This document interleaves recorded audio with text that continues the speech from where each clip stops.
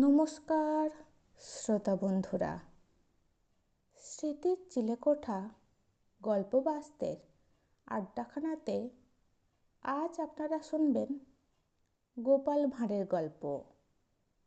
গল্পের নাম মোল্লার দৌড় মসজিদ পর্যন্ত। প্রথমেই বলে রাখি, স্মৃতির চিলেকোঠার উদ্দেশ্য কারোর ধর্মীয় মানসিকতাকে আঘাত করা নয়।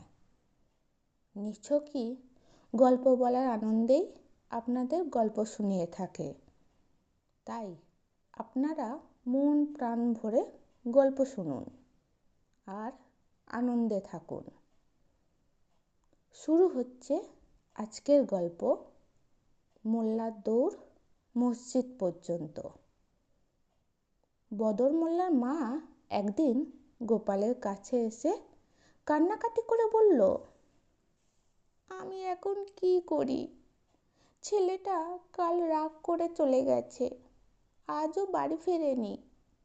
ওই তো আমার একমাত্র ছেলে। টাকা পয়সা যা চাইছিল আমি দেব না বলতে রেগে চলে গেছে। গোপাল মোল্লার মাকে সান্ত্বনা দিয়ে বললে, মোল্লা বেশি দূর যেতে পারবে না।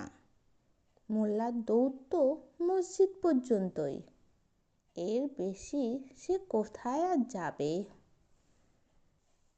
সত্যি সত্যি গোপালের কথা ঠিক হলো।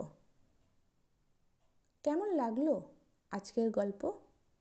যদি ভালো লেগে থাকে তাহলে লাইক করবেন, শেয়ার করবেন আর স্মৃতির চিলেকোঠা চ্যানেলটাকে সাবস্ক্রাইব করে আমাদের সঙ্গে থাকবেন। ভালো থাকবেন।